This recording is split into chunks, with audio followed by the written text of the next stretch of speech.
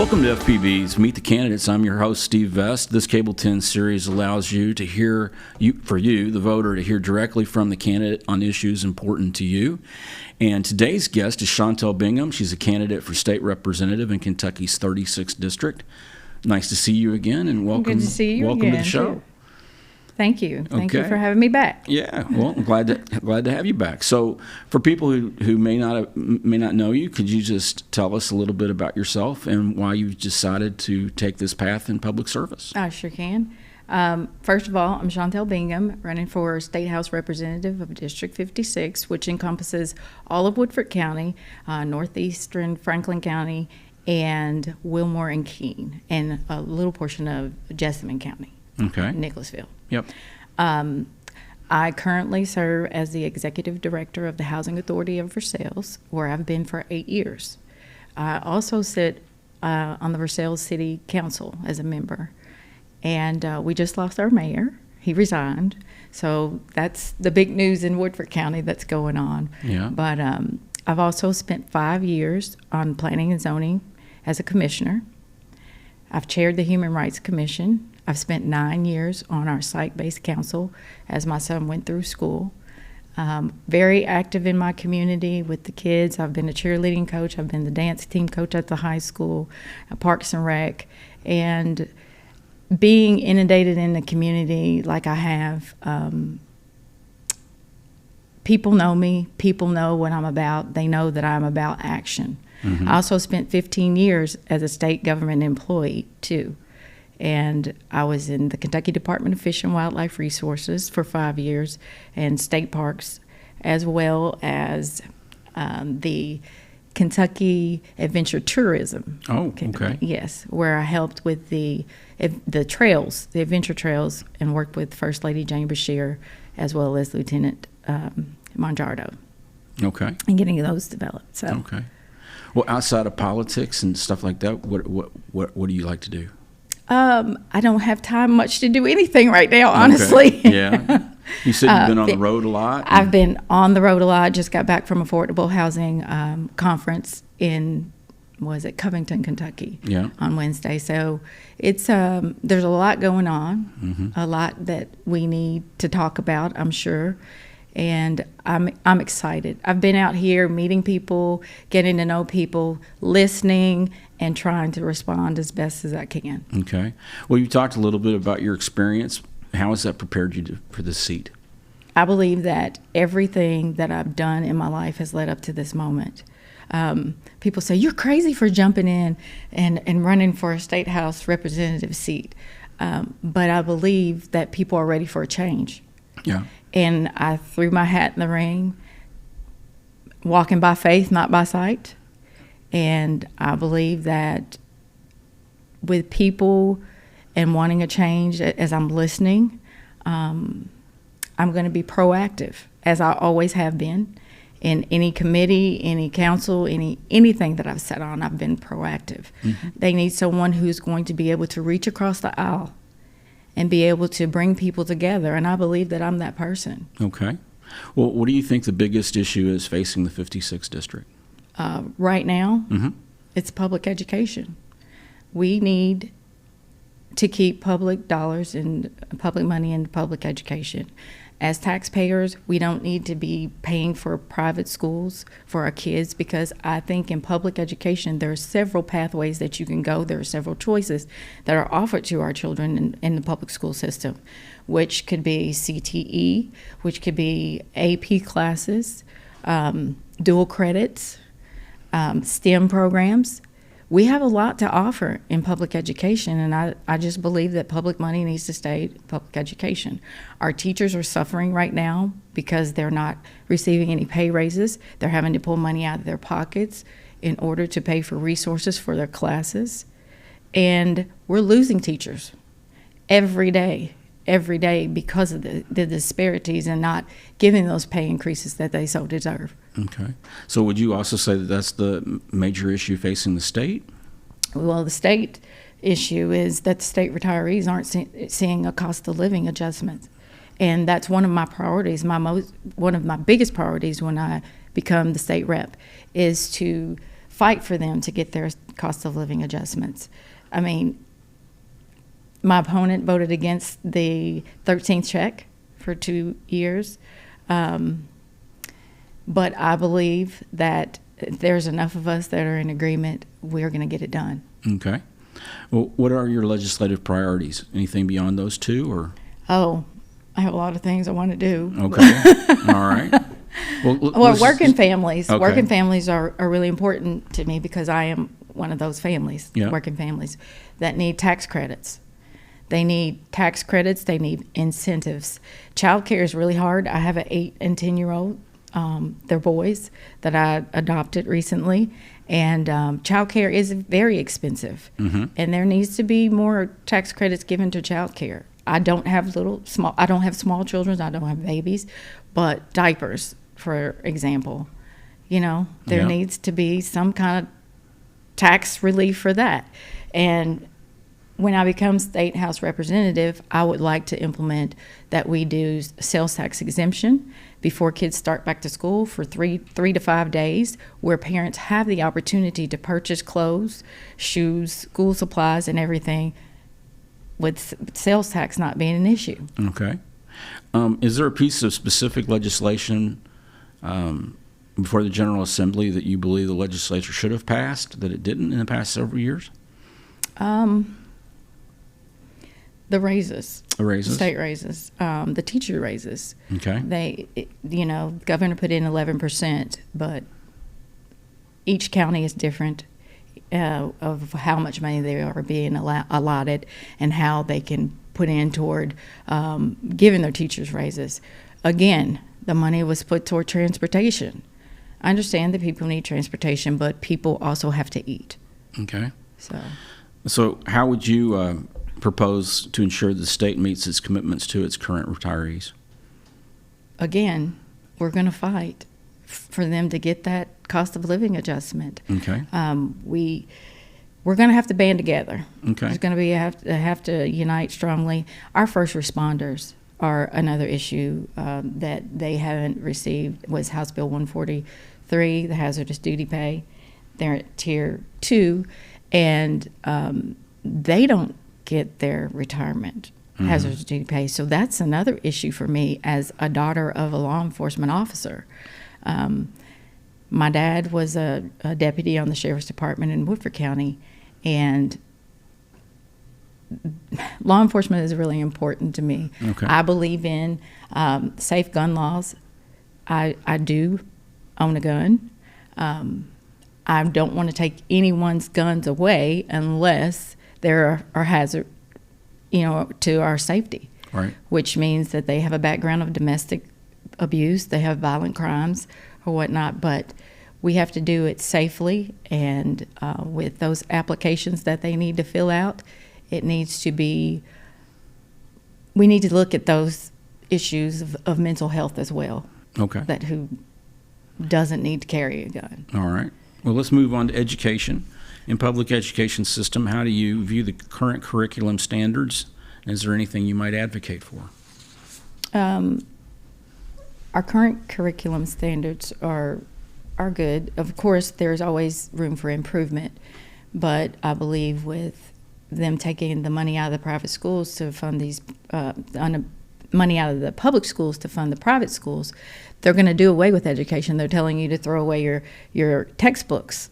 Their curriculum is going to be different. We're going to pay for vouchers that some of our kids are never going to be able to use. Mm-hmm.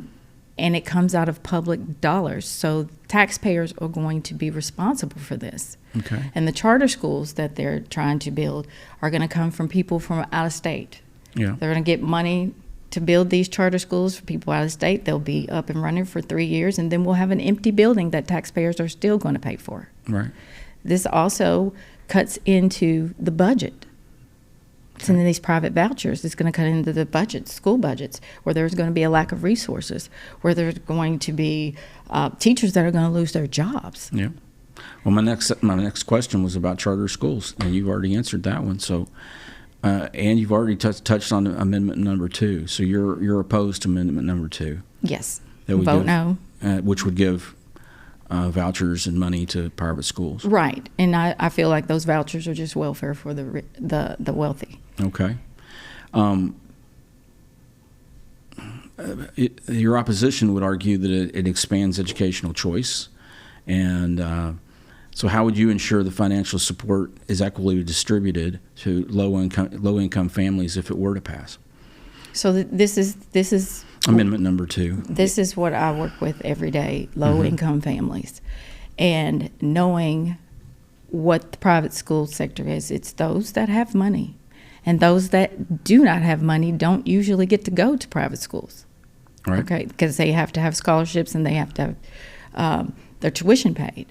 So understand, with them having these vouchers are also taking away from those that they said there were diversity, equity, and inclusiveness that they've removed from colleges and universities. So we were leveling the playing field over here, and now they're taking it up a notch and not leveling the playing field again. Okay. With the vouchers going to the wealthy. Okay. If you have a disability, if you're a minority or whatever, you may not ever be able to use those vouchers. Right. Okay.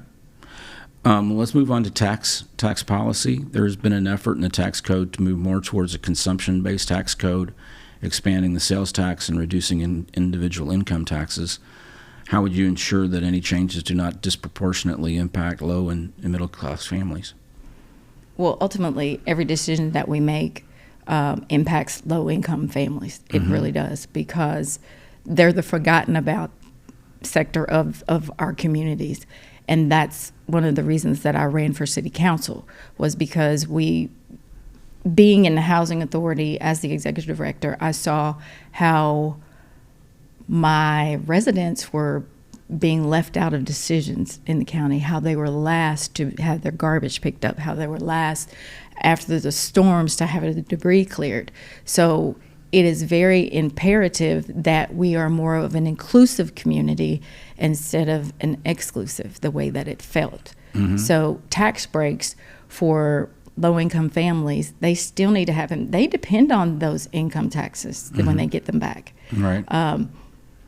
They wait all year for that. Yeah. Because they feel like that gives them a head start at the beginning of the year when your utilities are the highest, when rent's due, your transportation is impeded because of the weather conditions. So, I am for them receiving the income tax. Okay.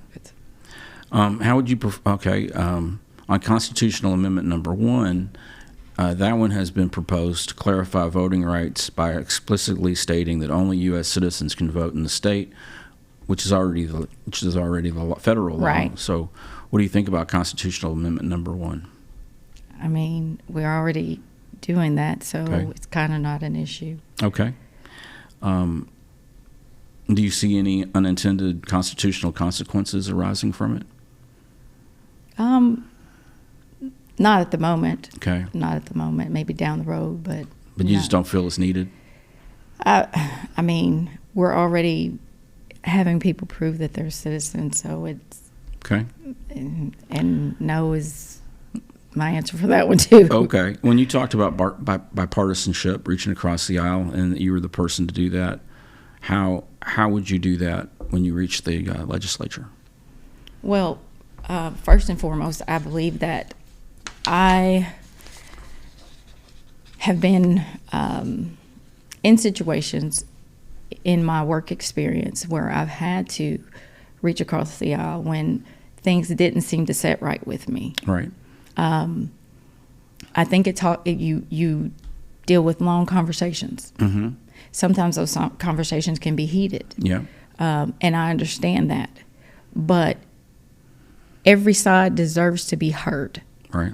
And when people actively listen, then they'll find that there are more things that they probably agree upon than they disagree upon. Mm-hmm. So, those are one of my skills. But I've also been trained to negotiate Okay. Negotiating contracts with contractors and those types of things. So I don't feel that that's going to be much of an issue. I do know that we're outnumbered. Yeah. I do. I'm not going in here blindly, but I also understand that people also need to be heard. Right. And sometimes if you just listen, you also hear what they're not saying. Okay. Well, Frankfort is home to many historic sites. How would you work to preserve these sites while encouraging tourism and economic development in the district? I can verbalize on Duckers subdivision, where I've been involved with them from the very onset of my campaign, and they were fighting to keep their golf course. And during a tour with Mr. Kendall Fott, who invited me to be part of the Duckers conversations, as they were talking, and Larry Totten, we were riding on that golf cart, and we got to a certain part on the park, and they said, on the golf course, and they said, well, this is the story of this. I said, wait a minute, is this historical? Yeah. Is this a historical part of this golf course?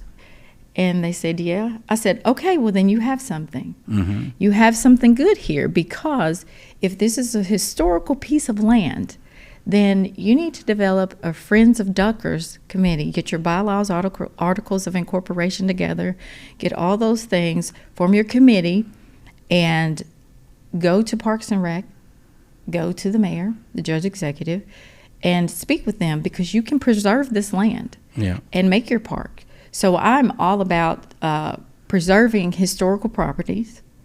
We have the Simmons School in Woodford County. I advocated to preserve that land over there. I was outvoted, but I am about history. Okay. People need to know where they come from. Okay. People need to know what this ground was. Was it sacred ground? This is where this happened. Things have taken place in our history that have marked things going forward. Well, some of my golf shots at Duckers are probably historic. I bet they were. Yeah.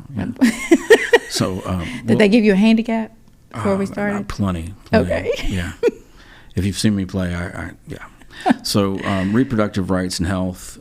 Do you support maintaining or overturning the current restrictions on abortion access in Kentucky? I believe in exceptions for abortion.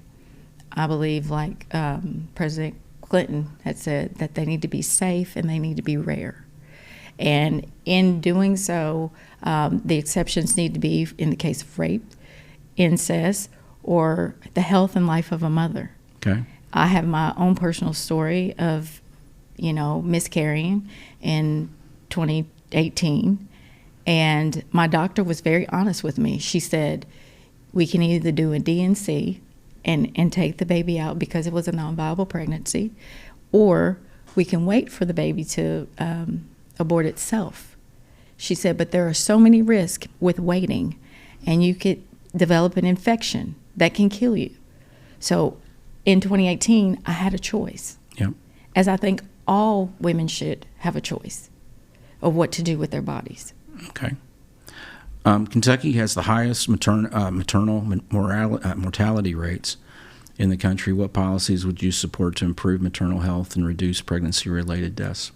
And with that being added, African American women have the highest mortality rate in pregnancies. So the disparities are great.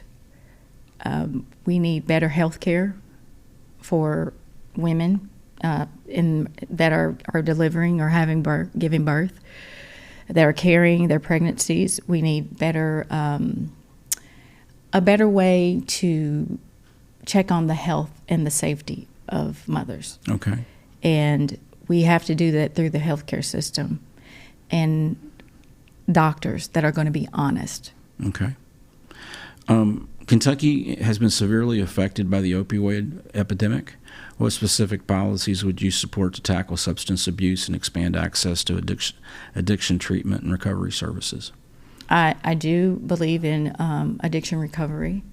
We have several in our county, but I want people to understand some of those people are exploiting those people who have addictions, and that we need tighter, more secure regulations, and certifications when we open these addiction recovery centers. Okay. Because not only are you putting people back on the street within 2 weeks, you can't clear an addiction in 2 weeks. Right. You can't really beat an addiction in 90 days. And I think that there needs to be ongoing treatment that these people receive in order to get them to kick these addictions. Because what's happening right now, and I can just speak for what's happened in Woodford County, these recovery houses aren't doing much good because they're getting right back on the street and getting right back into the drugs. So we've got to have a stronger federal reg that says, you know, you have to be certified here. This has to be for this number of days, because 14 days to 30 days is not helping anybody. Okay. What is your stance on criminal justice reform in Kentucky, and what specific policies would you support to reduce incarceration rates and promote rehabilitation? Well, let's talk about House Bill 5 for a second. Okay. Criminalizing the homeless. I don't agree with that. I think that people that are homeless, all of them are not drug addicts. A lot of them have mental health issues. A lot of them have made bad choices, is why they're homeless. And arresting them and putting them in jails will only flood the jails with people. It also costs us as the taxpayers millions of dollars to be able to keep them there. And so I would support getting them the right help that they need, with going to the mental health institutions, helping them. Some people are just off of their medications.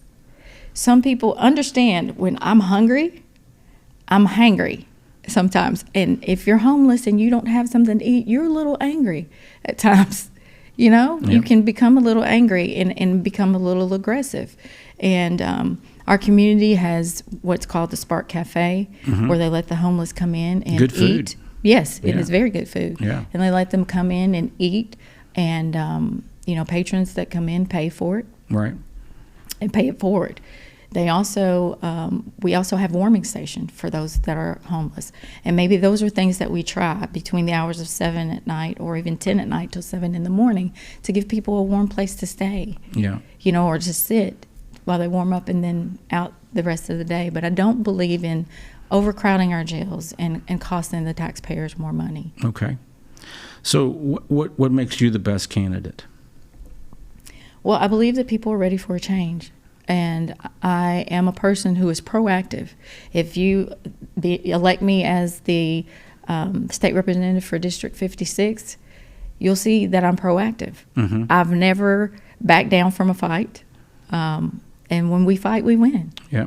And my experience speaks for itself. And if I don't know something, I'm going to tell you, I don't know, but I'll find out. Okay. So that's the difference. People have to stop voting on parties and vote getting to know the people. Okay. Who do you trust with your vote? Who lines up with your views? Who are you trusting with that vote? Who's going to make a difference? It doesn't have to be the Republican Party, the Democratic Party, the Independent Party. It's the person. Stop voting because I've always voted this way. Stop voting because this is a female or this is the male. Find out who your candidates are. Research them. They can go on my website and find everything they need to know about me, and what they don't know, they can call and ask. Okay. Well, we've reached that part of the show where you do get to look into the camera. You get to ask the viewers for their vote and tell them how to reach you and learn more about you. Okay. I am asking you as viewers to make a conscious decision in your voting selection this year. If you want someone who is proactive, someone who will listen and respond, then I am your candidate. You can find anything you want to about me on Bingham for Kentucky or Bingham456.com is my website. You can also call me, but I'm asking you to vote for the person and not the party. I don't care who you vote for nationally, but Kentucky District 56 is important to me, as it should be important to you. So I ask for your vote on November the 5th. Thank you. Well, Chantel, thank you for coming by and seeing us today and letting our viewers get to know you a little bit. And I would like to remind our viewers to do your work and get out and vote on Tuesday, November 5th, and then tune in to Channel 10 to see the results as they come into the county clerk's office. Thanks for joining us today, and thank you for your time.